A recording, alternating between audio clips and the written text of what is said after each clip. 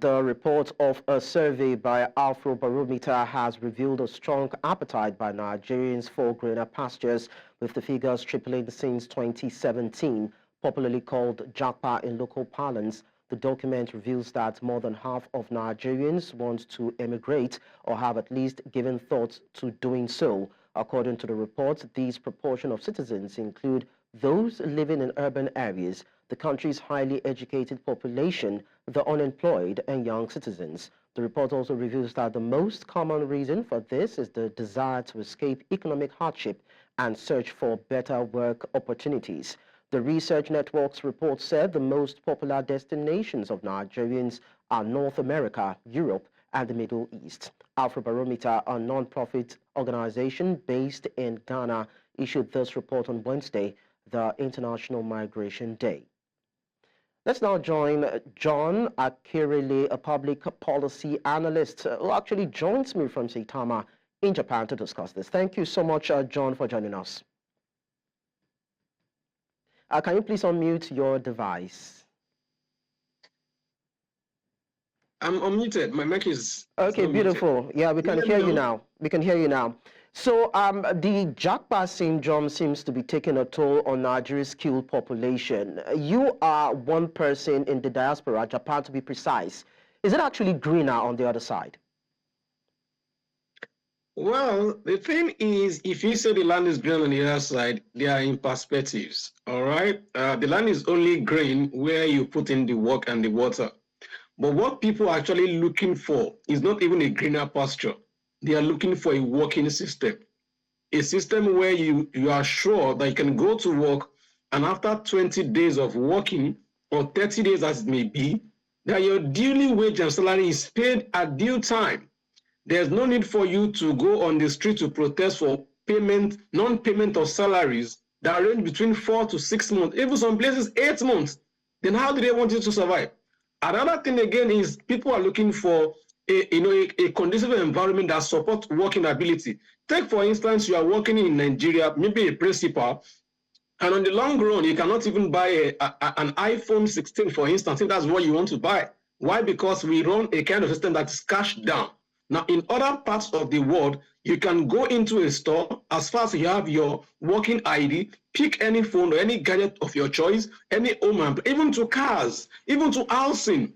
You can access that easily. Why? Because you have a working ID, and then your payment is spread over the years, some 20 years, some 10 years, some 15 years, depending on how the plan you are subscribed into.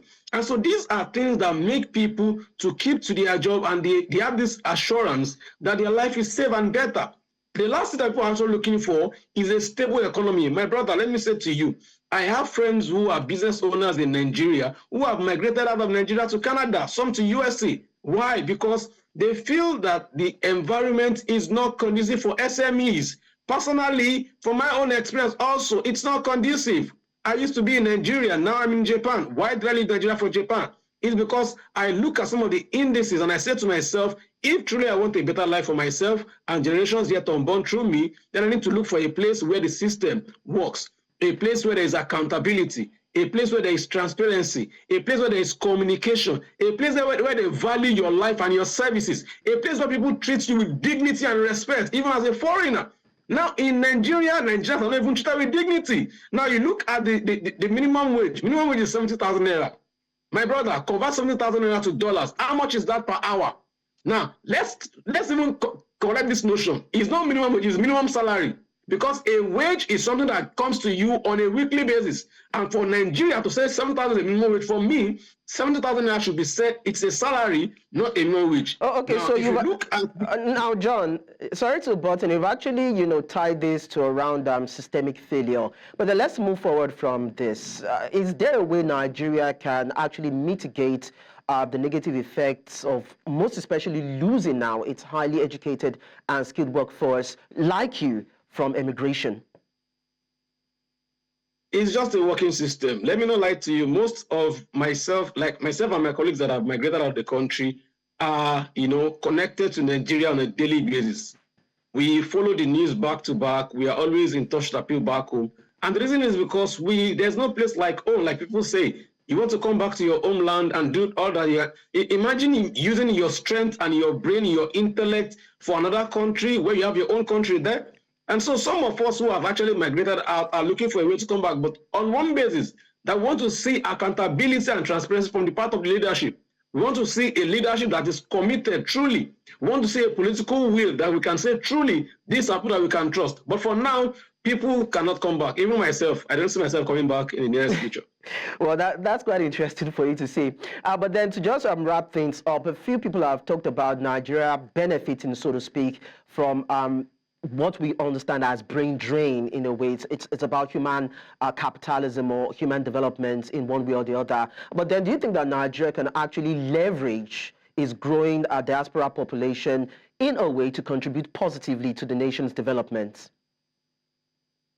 I think that there are some good points on that regard in terms of leveraging. And what I think the government can do is to see how we can share knowledge and expertise across board. There are Nigerians who are doing excellently well, in Canada and other parts of the world. And talk of in education, in healthcare, in medicine, in drug production, in AI and technology, in fintechs, Nigerians are everywhere. And so if we can leverage on knowledge and share knowledge in terms of networking and look at what is it that is working in Canada or in Japan that we can bring into Nigeria, I think on that level, we can share knowledge and make sure that things work better. But all of these things still falls back to the things I've said to you earlier. The political will of our political leaders, the accountability and transparency in their own pattern, that those people who are in diaspora can feel that they are doing all of these things to a trusted hand.